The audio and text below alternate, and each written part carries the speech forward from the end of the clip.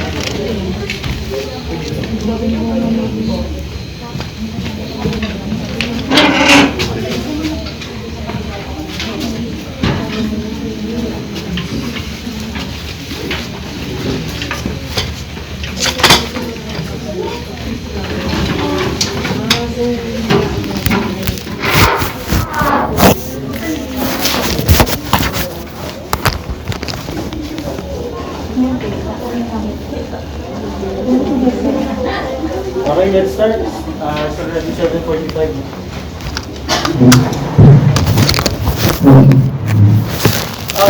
So, sa introduction ng Biostatistics class, dito lang, pasadahan lang natin kung ano yung magiging possible topics natin.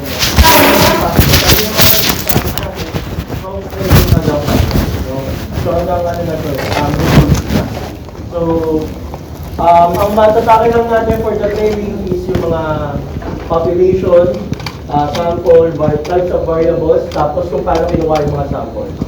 Okay, then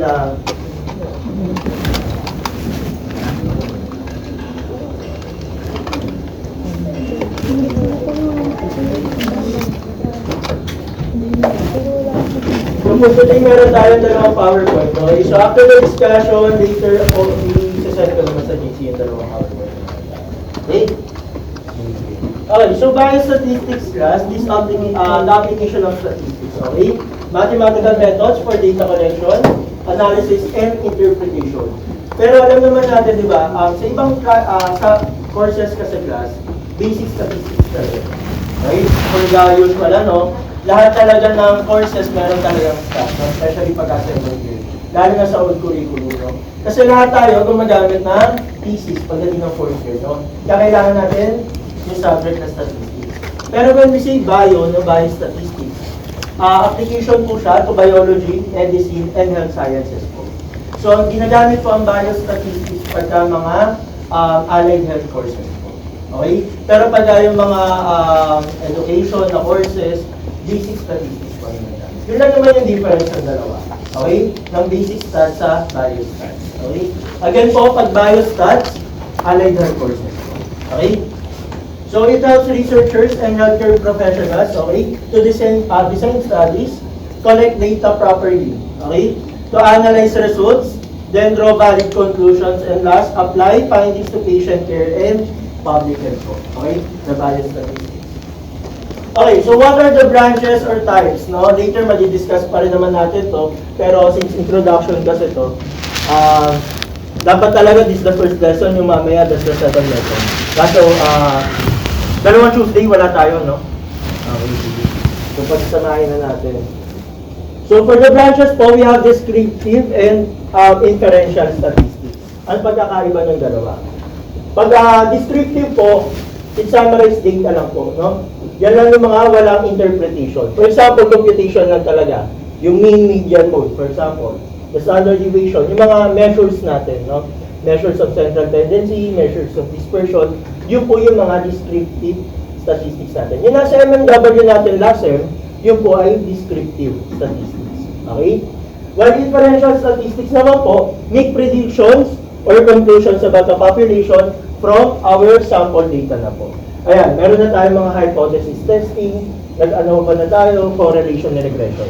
Last time sa MMW, na ganito ba kayo? Ano ba, hypothesis testing na kayo? Hindi naman, di ba? Okay. Nag-research kayo during MMW? Review paper, pero hindi kayo gumawa. Ayan, baka dito, pagawin ko kayo like mini research, no? Or bibigyan ko na lang din kayo ng research, then kailangan nyo lang internship, no? So, tignan natin, pero for finals pa naman yun. Okay? Okay mo na lang. Okay. Next, ayan, population versus sample. Yan, may idea na tayo dyan, di ba? Pag population po, entire group. Okay? For example, sige mamaya na yan. Meron pala ako din sa PowerPoint. Then yung sample naman, subset lang siya ng population. Galing lang sa population natin yung sample natin. Okay?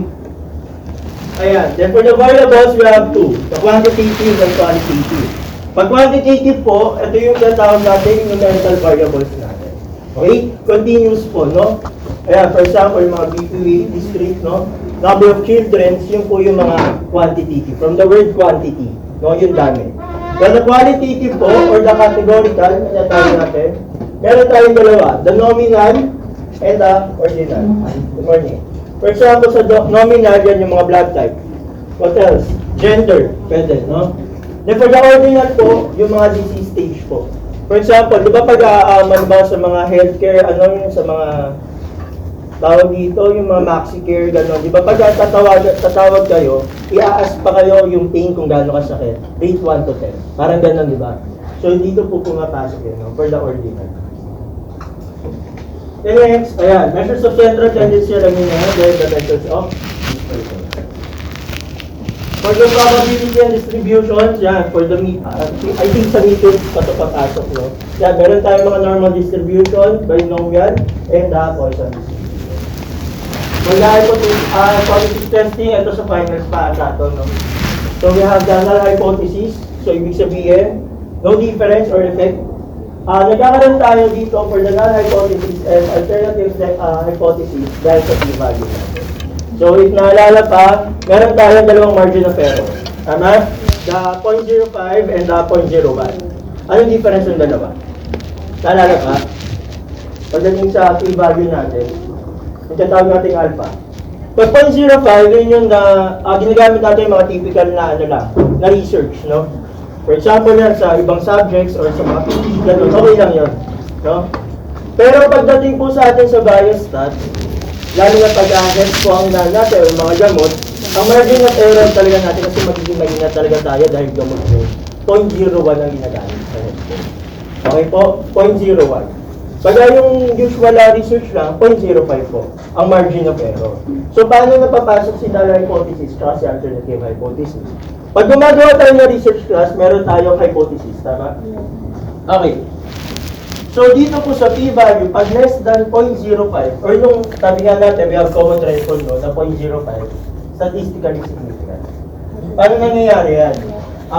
Pag less than 0.05 or 0.01 po, ang ating hypothesis, ang hypothesis natin, i-reject po. Okay? So, vice versa lang naman yan. Once na i-reject natin yung null hypothesis natin, i-accept natin yung alternative hypothesis natin. Once na ito ang na-reject natin, yung alternative, yung null hypothesis natin ang i-accept. Dalawa lang naman. Intindihan? Don't worry sa ano pa naman yan. Dulo-dulo pa yan. Ayan, yun nga. Sabi nga natin sa error to type 1. You have type 1 error and type 2 error. So, pagka nag-reject tayo ng true hypothesis natin, which is yung null hypothesis natin. Then type 2 error tayo, pagka yung i-accept natin yung alternative hypothesis natin. Okay, what's up? We have the common test, no? We have e-test na tinatawag, 2 cases, no? So, compare lang tayo ng 2 means natin, or yung 2 variables lang natin. Pag e-test ginagamit natin. Okay? Pag chi-square naman po, nagka-compare tayo ng mga proportions natin. While ANOVA po, ang kino-compare na natin, more than 2 na po, no? So, 3 pataas. No? Yun po yung ANOVA na ginagamit natin, for example. May ANOVA ba ako?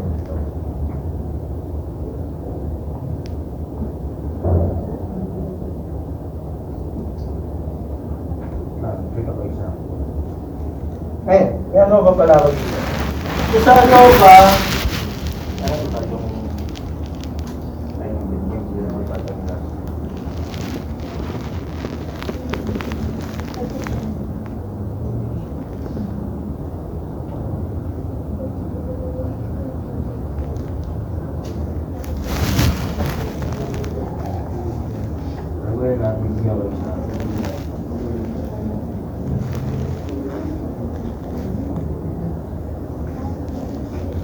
ayan, for example, ito yung sa ANOVA single factor na ginamit namin. So, ito yung mga dosage. No? Iba't ibang dosage. So, pagka sa ANOVA, makikita na natin ganito na. Okay, kino-compare na natin yung more than 2 na po. No? More than 2 na. Pero pagka t-test po, ito lang. Dalawa lang kasi. Okay. So, ito yung sample ng t-test natin. Sasabihin sa ANOVA natin. I-discuss ko naman yan by midterms or final siguro ito. Okay? Sige. Then next, we have correlation and regression. No? The relationship between variables na po. So, meron kasi tayong dependent and independent variables. So, later sa next PowerPoint ko. No? Ayan, so sige. Yun na naman tayo for introduction.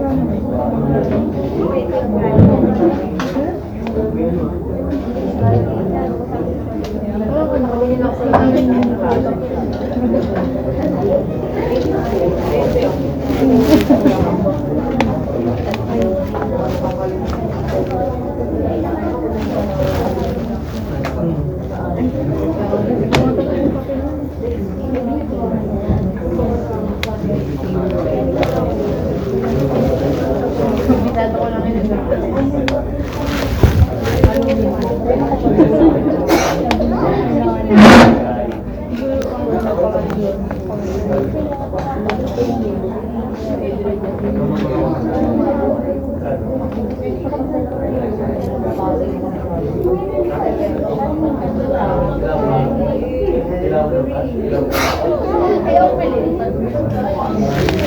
Okay.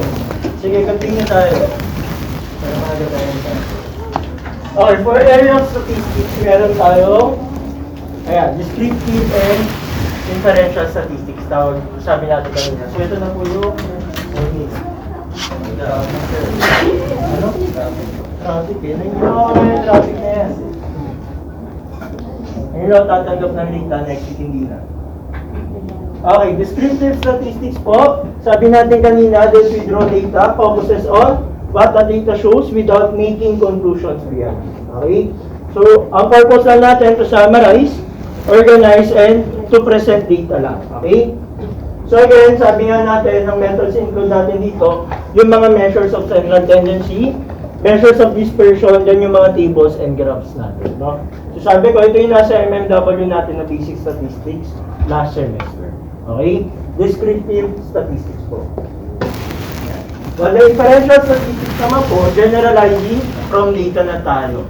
So uses probability theory to test hypotheses and estimate those parameters, no? So ang purpose natin to draw conclusions or make predictions about the population based doon sa sample na meron tayo. Okay? So sabi natin kanina, no, ang mga methods natin, meron tayong hypothesis testing, estimation, correlation, and regression, then the probability distribution. Okay?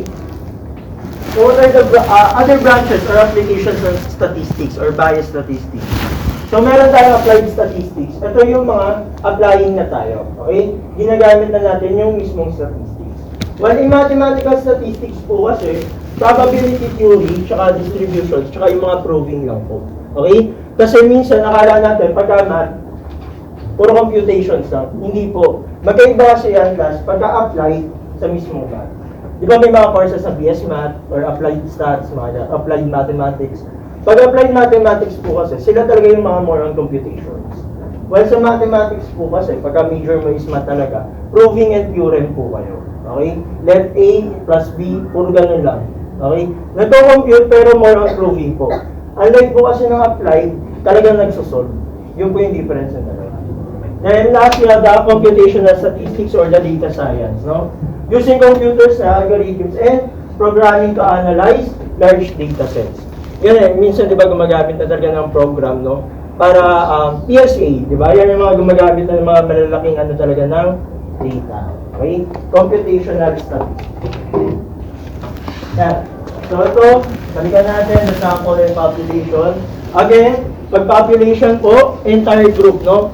Entire group of individuals, items, or data that you want to study. For example, students of World City College, Quezon City. Okay? Then pagka-sample, paano ka naman kukuha ng sample? Give me an example from our population. Isang section lang. Okay, for example, the whole Radtech 2B. No? Ganun lang po ang difference in population kay sample. Okay?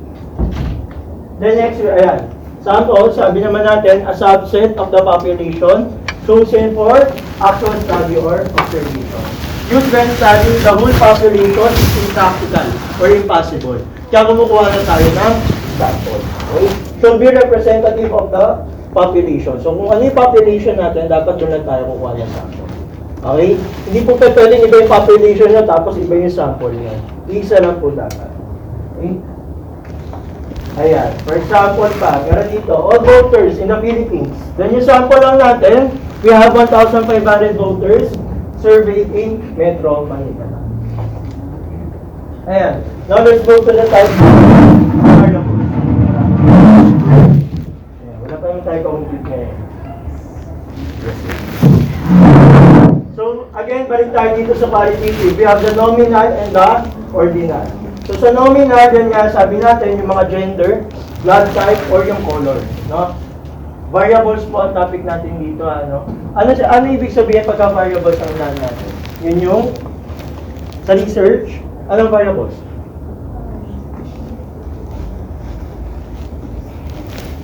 Anong variables natin? Possibilities? Anong variables natin? Pagka may research tayo, para sa yung variables, ba't natin naaral ko? Anyone? Bakit meron tayong variables ni ganyan? Di ba minsan pagka nagpapasurvey pa nga yung iba, di ba? Para sa yung variable?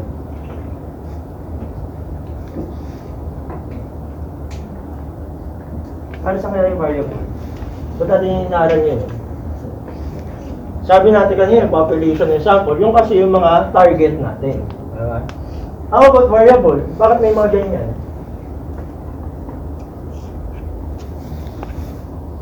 Kasi ilan yan, qualitative, ilan quantitative. Ano kaya mga yan? Para sa yung variable?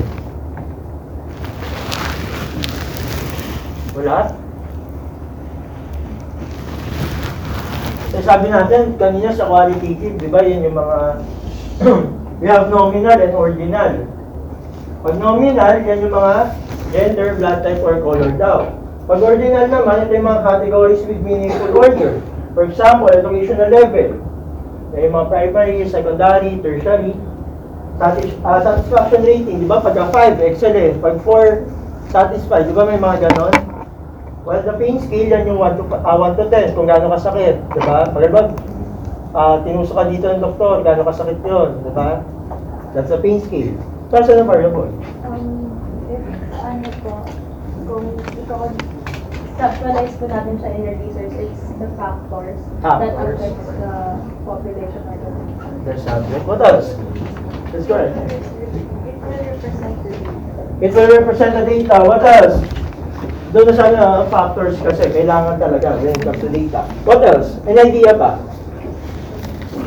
Information? Ano po, parang backing information. Backing information? What else? Variables? Pasan? Ano po? Sorry? Interpretation. Interpretation. That's correct also. Ano pa kaya? Tama naman yung sasabi nyo. Gusto ko na sa inyo manggaling. What else? Meron pa? Okay, so napagkita mga kanina. Those are the factors kasi no, na kailangan natin consider pagdating sa study natin, no? Ang variables po. For example, ang inaalam kasi natin dito, let's say ang studies natin ay ano ba? For quality, categories nila. Ang ano natin, blood type. Ayan, for example, for the nominal, gender. Magbe-base tayo sa gender kung gaano karami ang babae sa lalaki, no? Na mas madalas magkaroon ng sakit na ganito compare sa ganito. Okay? So those are the factors nga na sinasabi natin. Doon nasabi na kanina, hiningan ko lang kayo ng other idea when it comes to variables. Okay? What else? We have quantitative. Pagdating sa quantitative, this represents numbers na, no? Where arithmetic operations are meaningful. So pagka discrete, that is countable values. Okay? Number of children in a family, number of cars, or the test scores. Okay? Once sa continuous po, we have measurable values that can take any value in a range. Yan yung mga height, weight, temperature, time, and distance po. That's the difference between discrete and continuous. Okay, so other classifications in statistics. Ayan, meron tayong dependent versus independent variables. Ano yung dalawang yan? Ang dependent po, that's the outcome or effect being measured. While the independent, the variable you manipulate or think cause change. Okay? Causes, non-causes. So for example, natin sa dependent variable is test score. Ang sa estudyante. Okay? While the independent class, pwede yan, kasi sabi natin sa dependent at sa outcome. Pag independent, yan yung pwedeng mag-manipulate. For example, ilang oras kang nag-review. Okay? So possible doon nagde-depende kung ilang score yung makukuha mo. No? May mga study na gano'n. For example, pag isang oras ka lang nag-review, makukuha mo is 50. Pag 2 oras ka nag-review, makukuha mo is 55. Tapos pag 3 oras ka nag-review, makukuha mo is 60. So, ang difference niya, magiging range siya is yung 5. Tama?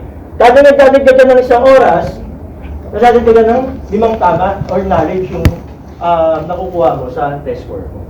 Okay? So, may mga ganong study. Those, that's the example of dependent and independent variables po. Okay? While the binary or the additional variables, only 2 possible values lang po. Yan, meron tayong yes or no, alive or dead, and pass or fail na po. Okay? That is binary. Next, we have interval or versus ratio naman. So, special types to ng quantitative variables natin.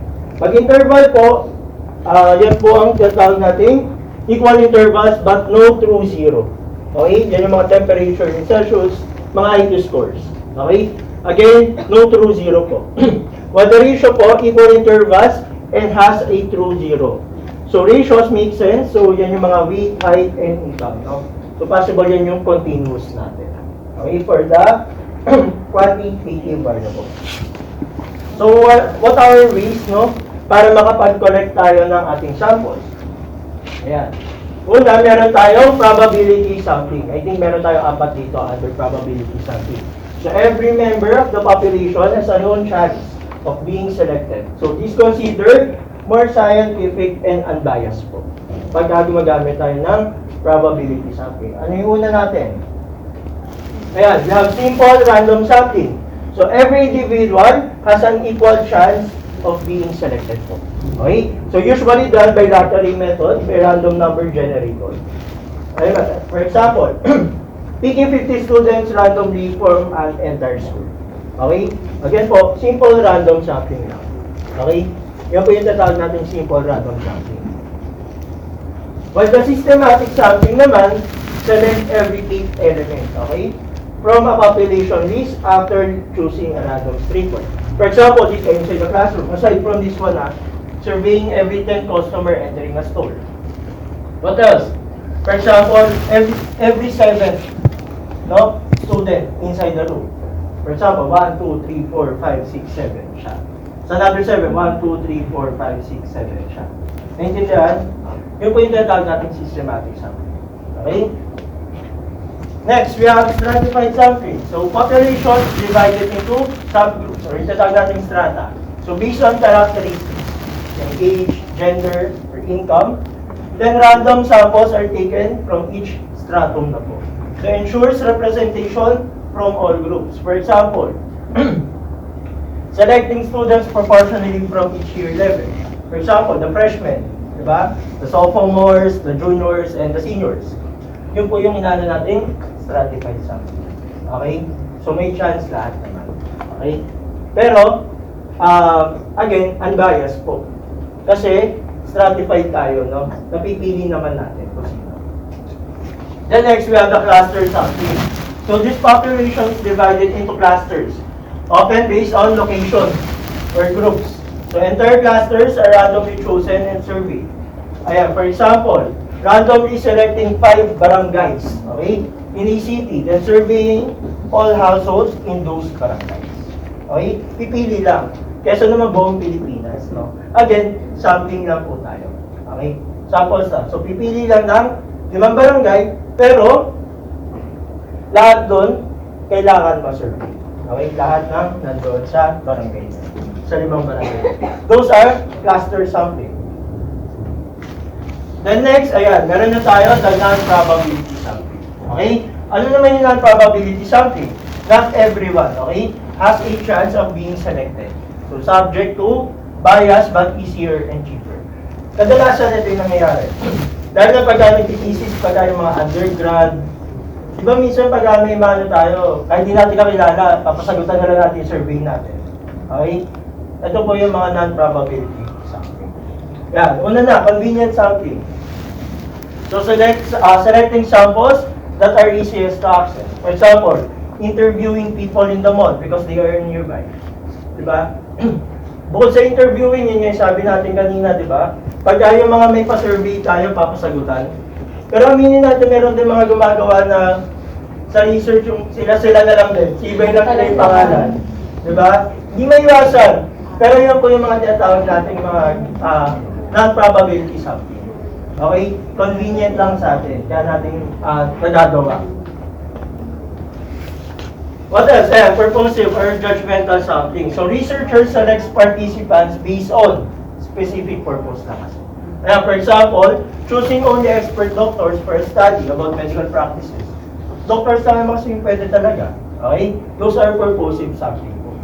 Or pwede naman journalism lang. Diba minsan may mga friends ata tayo na para nag-aanap sila ng ganito kasi interviewin nila. Diba? So those are purposive something po. Okay? May specific kasi. Then next, ayan, Dakota something. Then, talaga. So like stratified something, no? But selection within this group. For survey, but picking whoever is available until the quota is met. Tama? For example, yun nga daw, merong 30 men, 30 na lalaki, 30 babae, kailangan yung sample, makuha ang sample. So dahil quota kayo, quota kayo, kahit hindi na lang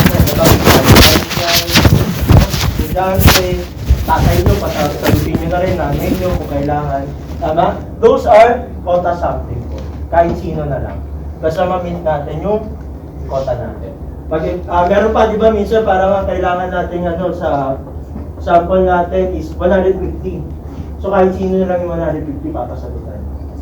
Yun nga yung sabi ko kanina, yung iba minsan, kayo na lang din, nag-check pa kayo ng 5432, dadalhin na lang kayo. Diba? Those are, non-probability something talaga. Ayan, now let's go to the snowball something, no? Used when subjects are hard to locate. So existing subjects to recruit future subjects, no?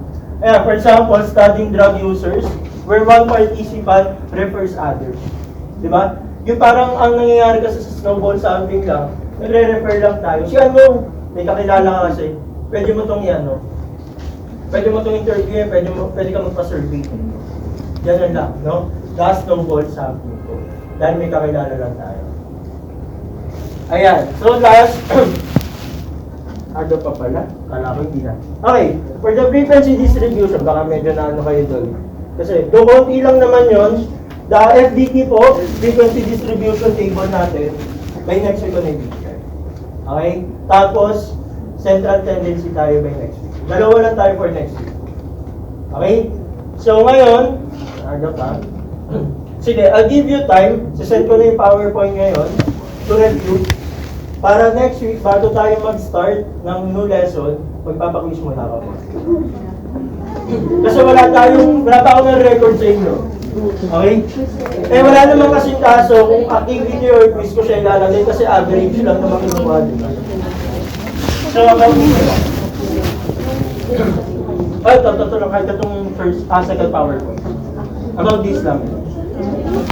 Mapaquiz ako about this. By next week na. Sige, yung bomber din ngayon. Dahil ngayon lang tayo din nagkita. Ano magpa-quiz? Hindi lang. Hindi lang, bawal ang maingay. Oo, bawal na kayo. Individual tayo hindi tayo group quiz. Okay? Na-experience na nung iba yung group quiz ko pero individual tayo. Madali lang to. Hindi pa namin experience. Tignan natin. Kung magpapag-group quiz ako or individual. Okay? Kasi baka matagal na tayo pagka nag-group quiz Kompleto kayo today. Sige na nga, mag-group quiz na tayo. Ayaw nyo ng group quiz? Ayaw. Individual yan.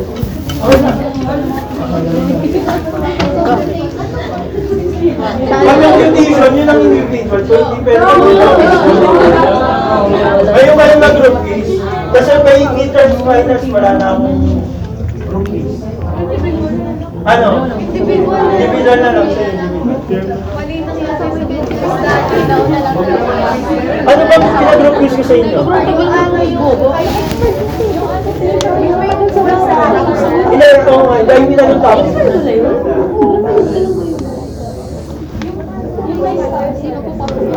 Finals na. Kasi yung midterms sa ating computation. Kaya ako nag-group quiz. Sige, send ko ngayon, then I'll give you like...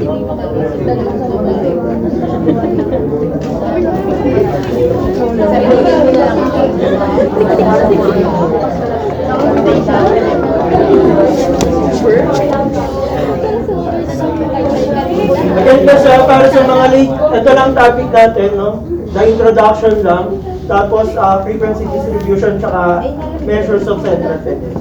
The group A and group B. Yun na yung coverage ng syllabus natin kasi for the pre.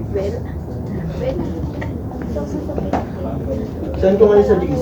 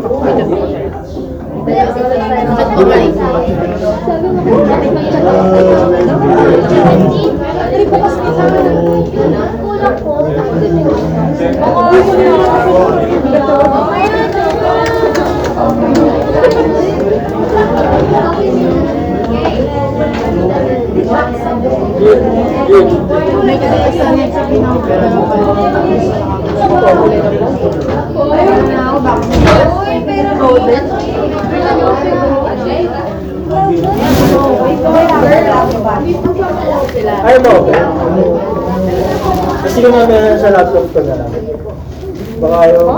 Baka may problem ko kasi laptop mo. Sige yung ano na lang, nasa laptop. Hindi nagkakago si Sharon.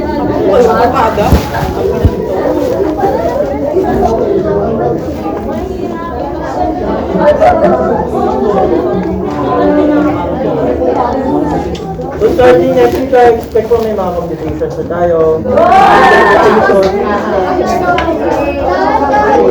kayo magaling pahirapan.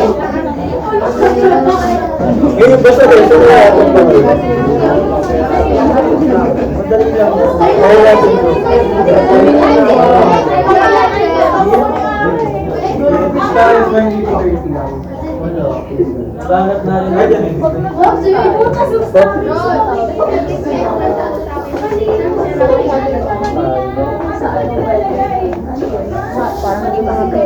Hindi. Mag-excel kayo. Tuturuan ko kayo mag-excel.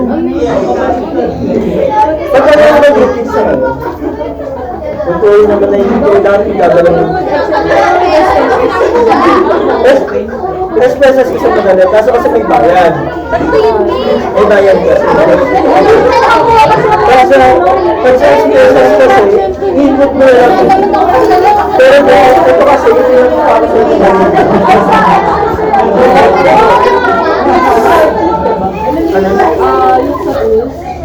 Oo, doon lang. At ano ka lang naman kasi.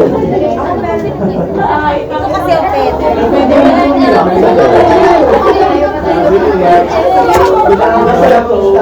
Nagpa-check ng stats sa akin, yung 4th grade last time ng party. Actually, nagpa-check lang. Para gumawa ng adoba at test nila.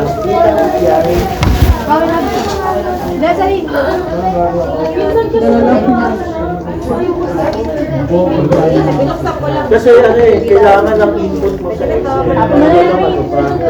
Unlike kasi sa SPSS, talagang yung date mo kung ano, parang yung na siya nagagawa talaga.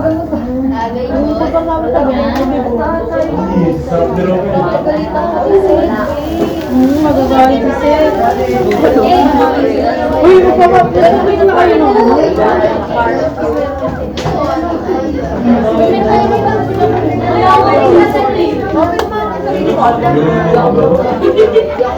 Di ba ang kada yun?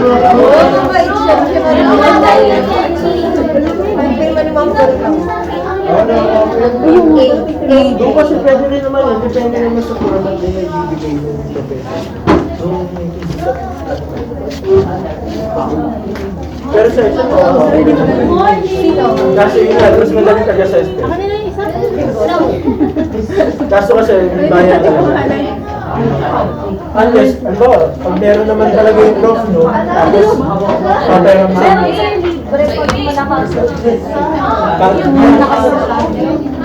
Seryoso?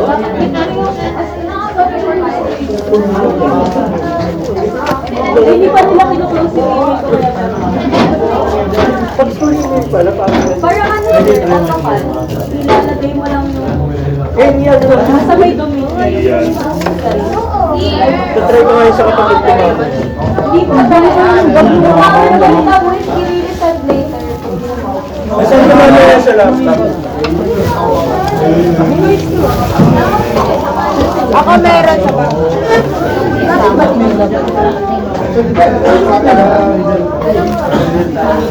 Inanahin na kayo, dismiss ko na kayo. By next week, consume natin buong oras. Kasi, computation tayo next week.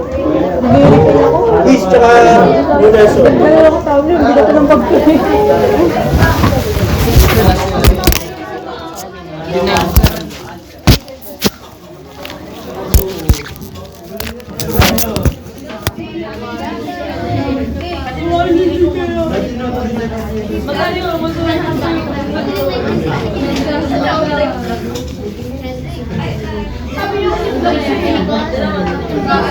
Thank you, Flash.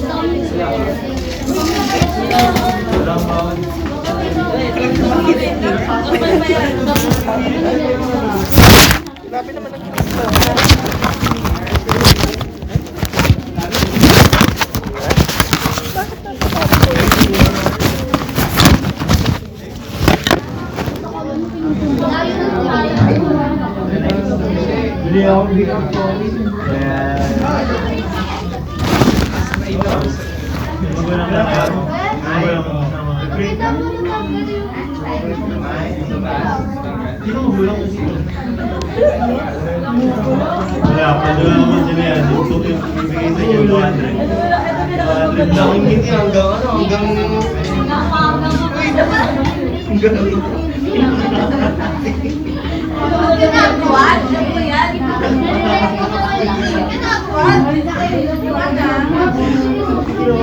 Tinutulong ako ng Pilipinas.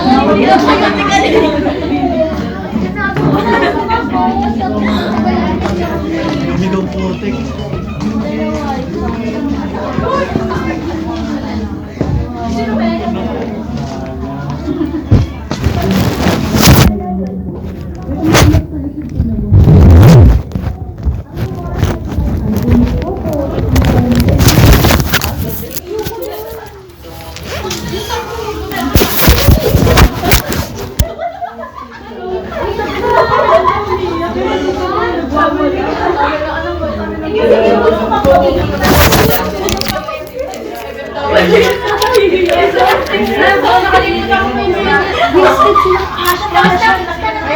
Dalawa binos na isa ko sa loob, binuhat ko pa uwi.